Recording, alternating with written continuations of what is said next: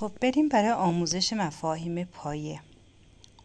علم تکنیکال بررسی قیمت ها هست. با بررسی گذشته قیمت میتونید آینده قیمت رو پیش بینی کنید و باش معامله کنید. خب تو مفاهیم پایه علم تکنیکال کندل رو داریم. خب براتون می نویسم. کندل رو داریم. خب کندل پیوت هست و روندها رو داریم. خب اول میریم سراغ کندل. خب من اینا رو پاک کنم. خب بریم سراغ کندل. ببینید چارت ها، روند ها دارای کندل هستند. از شکل هایی مثل این ساخته شدن که بهشون میله‌ای یا شمعی، نمودارهای میله‌ای یا شمعی هم گفته میشه. مثل خب ببینید مثل این ساخته میشه. بدنه دارن، جو بدنه هست. خب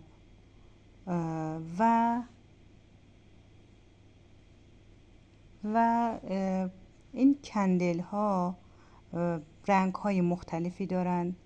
مثل اینها رو میتونید خودتون تنظیم کنید. رنگ قرمز باشه، سبز باشه یا سیاه و خالی باشه. اینا رو تو چارت میتونید خودتون تنظیم کنید که کندل هاتون چه رنگی باشه. کندل هامون از بدنه و سایه تشکیل شدن. بعضی کندل هامون اصلا سایه نداره، مثل این کندل. خب میتونه بدنش سبز باشه یا بدنش قرمز باشه. خب و در یه قیمت باز شدن دارن. اوپنشون مثلا تا قیمت 10 هست. خب یه قیمت بسته شدن دارن، مثلا تا قیمت 20 هم بسته شدن. یه اوپن دارن، یه کلوز دارن. خب بعضی کندل هم دارای سایه هستن، هم شادو. حالا میگم الان سایه و شادو چی هست. خب بریم یه دونه هم یک کندلی بکشیم که دارای سایه و شادو هست. خب ببینید دونه سایه داره. به این خطی که اینجا هست، به این خط خب سایه گفته میشه بهش. ببینید الان این کندل اینجا تو این قیمت باز شده، رفته بالاترین قیمت شده مثلا 50، اومده تو پایین قیمت مثلا 30 بسته شده. خب این هم از این. بعضی کندل ها رو داریم مثل شکل این هست. بله مثل شکل اینطوری هست. از تو 10 باز شده و تو 10 هم تو قیمت 10 هم بسته شده. یک کندل داریم. انواع اقسام کندل ها رو داریم. مثلا کندل رو داریم اینطوری. خب سایه پایینی داره. قیمت پایین داره. قیمت پایینش مثلا بوده 10، رفته بالا قیمت شده 80، اومده پایین بسته شده تو مثلا 50. خب کندل های متفاوتی داریم. کندل داریم به این شکل. این پاک نمیشه.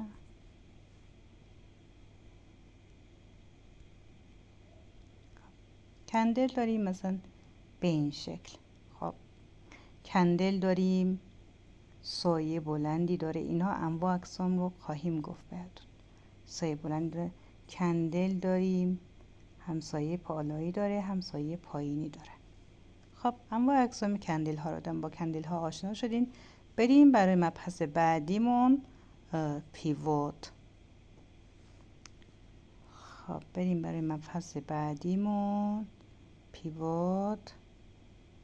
خب بریم برای پیوت. پیوت چی هست؟ خب رنگ این رو من تغییر بدم. خب ببینید مثلا یه روندی رو داریم. خب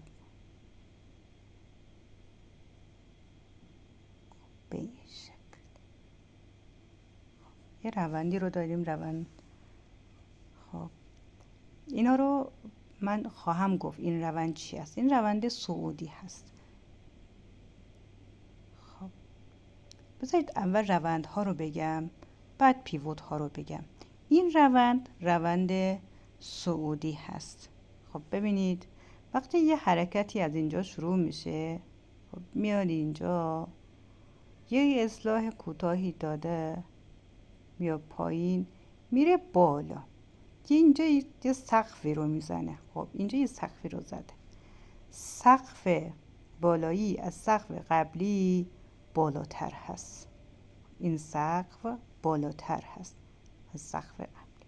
خب بازم رفته تا اینجا و اینجا یه سقف، دوباره سقف بالاتری زده از سقف قبلی. درسته؟ به این میگن این روند صعودی هست. روند صعودی. و اگه دقت کنید کف های بالاتری هم داره. اینجا کف هست، ببینید اینجا هم کف هست. این کف بالاتر از کف قبلی هست. خب و کف دیگرمون اینجا هست، بالاتر از کف قبلی هست. پس دو تا شرط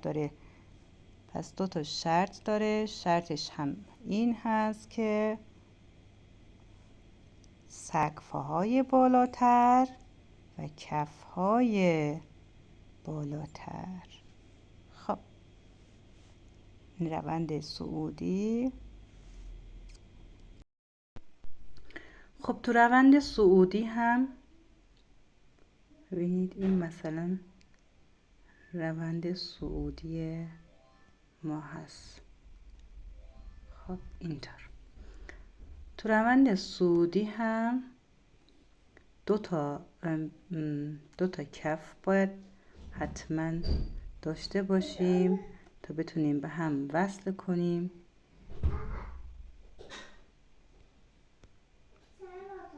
به هم دیگه وصل کنیم و روند رو مشخص کنیم.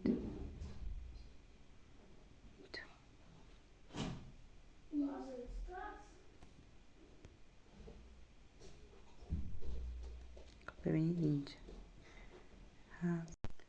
خب خط روند و روند نزولی رو میخوایم با هم دیگه بکشیم. خب تقریبا این یه روندی هست که روند نزولی رو نشون میده. میخوایم اینجا خط روند رسم میکنیم. میایم دو تا سقف رو مشخص میکنیم، سقف هایی که پایین تر از سقف قبلی زده شده و اینها رو به هم دیگه وصل میکنیم.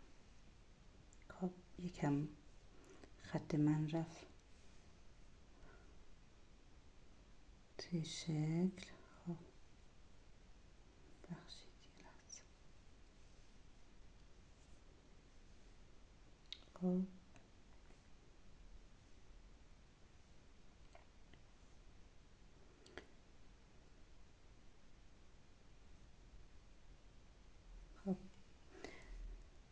گفتیم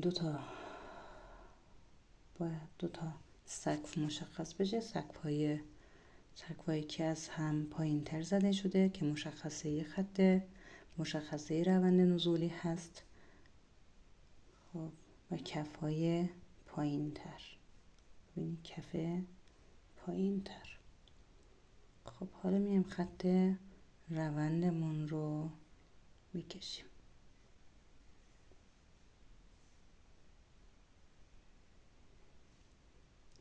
خطوط رو به هم دیگه، نقاط رو به هم دیگه وصل میکنیم. خب تقریبا حالا خب این هم خط روند نزولیمون هست.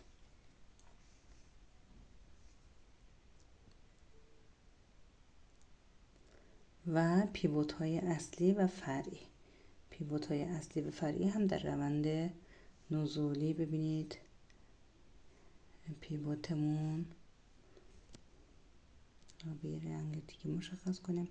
پیوت های اصلی سقف هستن. پیوت اصلی سقف هستن. پیوت های اصلی سقف هستن. اینا هم پیوت های اصلی کف هستن. اصلی کفمون هستن. حالا پیوت های فرعی هم ما بین اینها هست. ببینید پیوت های فرعی سقف داریم، پیوت های فرعی کف رو داریم اینجا. ببینید پیوت های فرعی کف هستش. خب پیوت های فرعی سقف هستن. خب این نقاط پیوت های فرعی سقف هستن. این نقاط که مشخص کردم اینا هم تو روند نزولی.